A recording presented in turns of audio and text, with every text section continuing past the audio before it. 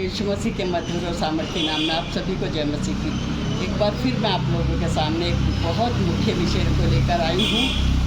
मैं बताना चाहती हूँ एक अद्भुत चमत्कारी सामर्थी शख्सियत के लिए, जिसको जो अद्भुत कार्य था, जो बुद्धिमान और हर बात में सामर्थ्य से भरा हुआ था।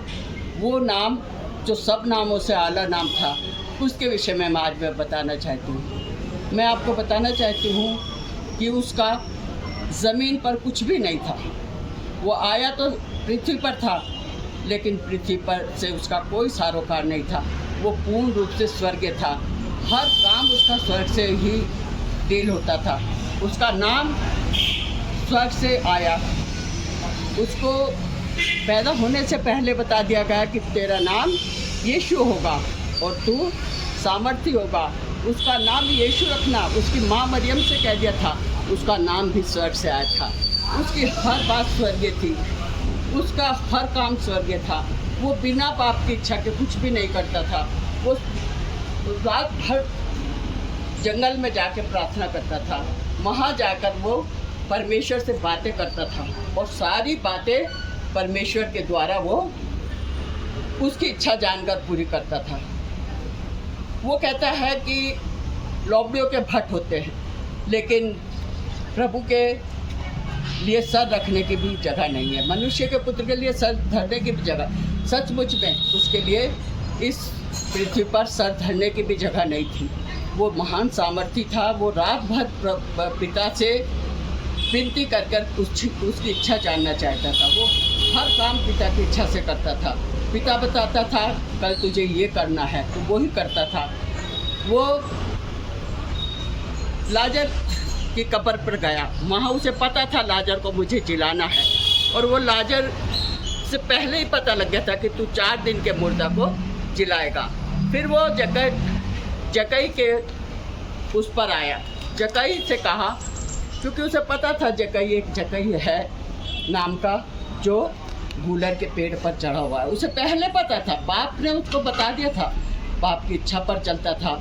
बाप के कहे बिना वो एक कदम भी नहीं उठाता था। जब बाप कहता था ये करना है, वो ही करता था। वो कहता था बाप मुझ में है और मैं बाप में हूँ। बिना बाप की इच्छा के मैं कुछ भी नहीं करता और न मैं कुछ कर सकता हूँ। पिता से ही आज्ञा पाकर मैं करता हूँ। 5000 को खिलाना था। उसे बता दिया गया था कि 5 रोटी 2 मछलियों से तुझे 5000 को खिलाना है। लेकिन फिर भी वो कहता है कि पिता तेरा धन्यवाद हो इन रोटियों के लिए। वो कहता है सिर्फ मुझे पता है तू मेरी सुनता है, तूने ही ये मुझे आज्ञा दी है, लेकिन मैं इन लोगों के सुनाने के लिए ऐसा कह रहा हूँ। वो बहुत सामर्थी परमेश्वर था। उसका हर काम, हर डील उसकी स्वर्ग से होती थी। स्वर्ग से यीशु मसीह बगैर बाप की इच्छा के एक काम भी नहीं करता था। उसकी आज्ञा के द्वारा वो हर कामों को करता था। जो बाप कहता था वो करता था। 12 वर्ष का था, आराधनालय में गया। उसे एक पुस्तक दी गई। उसने बाप के कहने के मुताबिक वो जगह निकाली जहाँ लिखा था ये मेरा प्रिय पुत्र है, इसकी सुनो। और उसने बड़े बड़े पुण्यों, बड़े बड़े याजकों, महायाजकों के साथ वाद विवाद किया। और कहाँ से किया? बाप के द्वारा, बाप की सामर्थ्य। बाप ने उसे अधिकार दिया था। बाप ने कहा था तुझे ये करना है, वो करता रहा, क्योंकि बाप का ऑर्डर था, बाप की आज्ञा थी। वो कहता है मैं तो सिर्फ पिता की आज्ञा पूरी करने आया हूँ। जो पिता मुझसे कहेगा वो मैं करूँगा। पृथ्वी पर उसने कुछ भी अपनी सामर्थ्य नहीं, कुछ भी बिना बाप की इच्छा के नहीं किया, क्योंकि बाप की आज्ञा में वो चलता था। वो आज्ञाकारी था।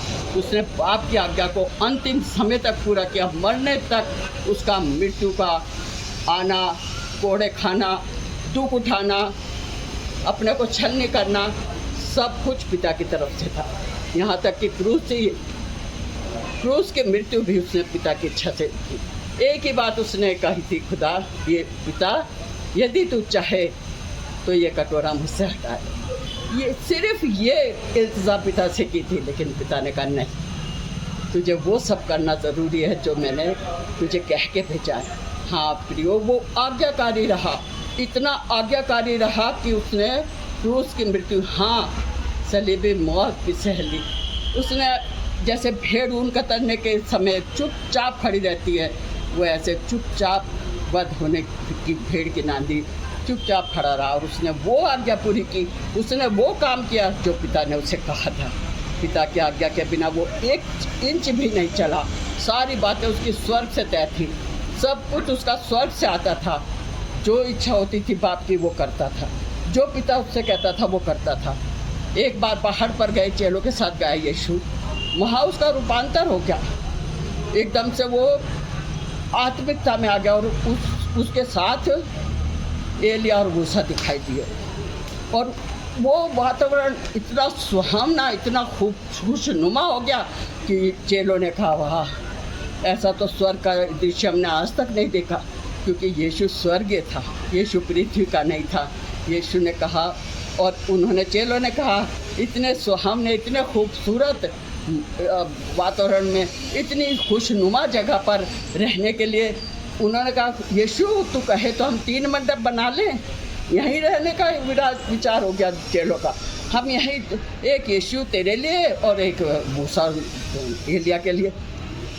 बादलों में से आवाज़ आई कि ये मेरा प्रिय पुत्र है, इसकी सुनो। और बादलों ने उन्हें घेर लिया, मूसा एलिया चले गए और यीशु उनके साथ खड़ा रहा। ये था स्वर्ग दर्शन, ये था स्वर्ग की तरफ से यीशु का अभिषेक। यीशु स्वर्ग था, यीशु एक अद्भुत शख्सियत है, यीशु एक ऐसी शख्सियत है जो आज तक ना हुई है और ना कभी होगी। वो महान था, सर्वशक्तिमान था, उसे वो अधिकार मिले जब उसने मौत सह ली, गाड़ा गया, मारा गया और दफनाया गया और 30 दिन मुर्दों में से, ये सब प्लानिंग पिता की थी। 30 दिन मुर्दों में से जी उठा, लेकिन हाँ, आज्ञाकारी बने रहने के कारण यीशु ने वो मुकाम हासिल किया जो हर किसी को नहीं मिल सकता। उसे सारे अधिकार, यहाँ तक कि सारे लोगों को उसके हाथ में दे दिया। नजात केवल और केवल यीशु से है। नजात मेरे प्रिय पुत्र यीशु के द्वारा है, जो ये द्वार है, स्वर्ग का द्वार है। जो इससे दाखिल होगा वही अनंत जीवन का अधिकारी होगा। प्रियो जक्कई को उद्धार देने के लिए वो उसके घर गया और कहा, आज तेरा उद्धार हुआ है। पापों की क्षमा भी स्वर्ग से उसे मिली थी। यह अधिकार सब कुछ उसे बाप से मिला था, जो उसने बाखूबी निभाया और आज्ञाकारी बना रहा। और 30 दिन मुर्दों में से जी उठकर आसमान पर चढ़ गया। खुदाए कादिर मुतलबाक के दाहिने हाथ बैठा है। वो सारे अधिकार, वो जलाल, आसमान और ज़मीन का कुल इख्तियार आज यीशु मसीह में निहित है। यीशु मसीह के द्वारा हम सब कुछ पा सकते हैं। हमारे पास यीशु मसीह होना चाहिए, वो कुंजी होनी चाहिए, वो दिमाग होना चाहिए, वो सामर्थ्य होनी चाहिए कि पिता की आज्ञा पर चलें, पिता की कहे हुए बातों पे चलें, वचन को पढ़ें और वचन का मनन करें। ये वचन कुंजी है, जीवन की कुंजी है।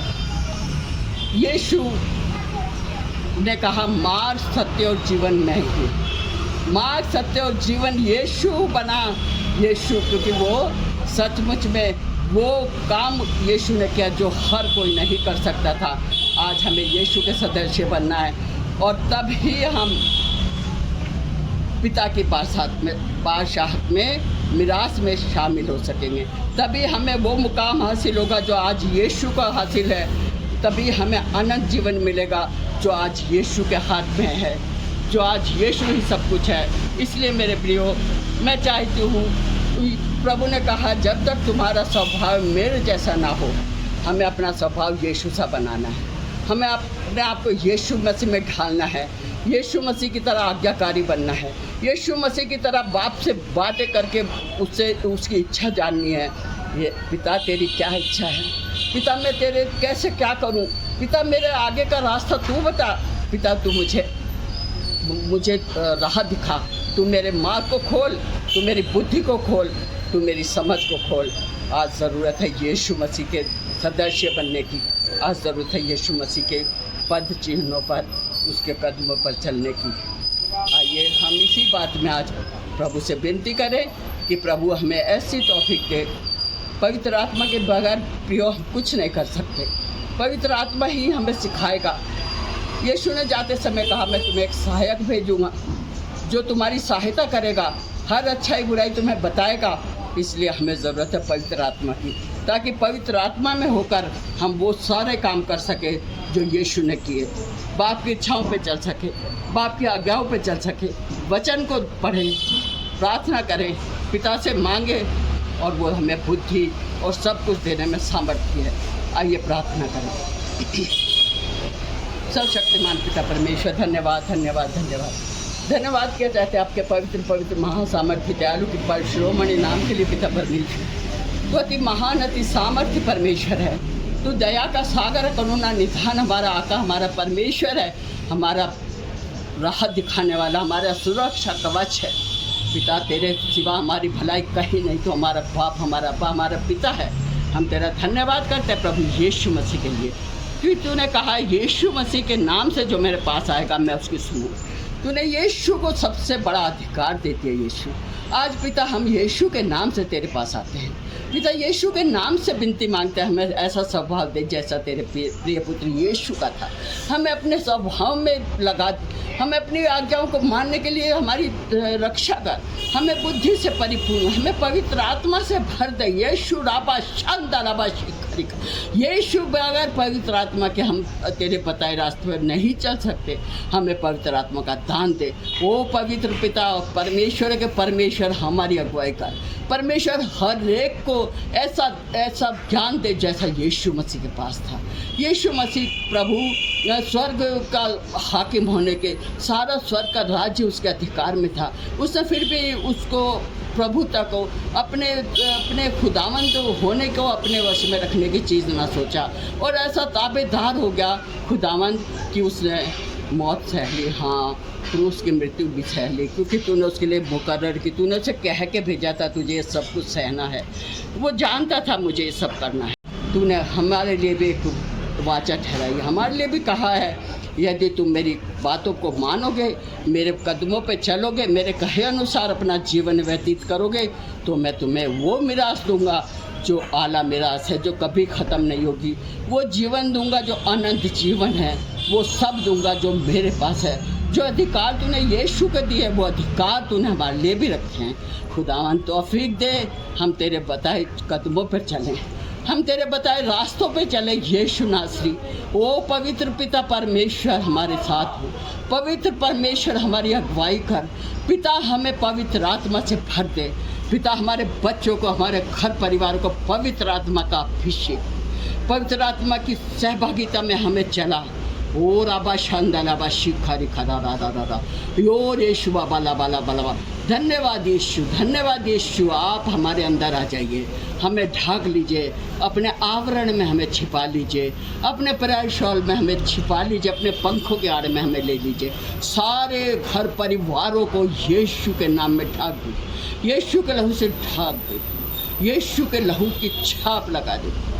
सारा दर महिमा यीशु मसीह को देते हुए ये विनती पिता के इकलौते पुत्र खुदावंद के बेटे यीशु के नाम में होकर मांगती हूँ। सुन और ग्रहण कर। आमीन आमीन आमीन।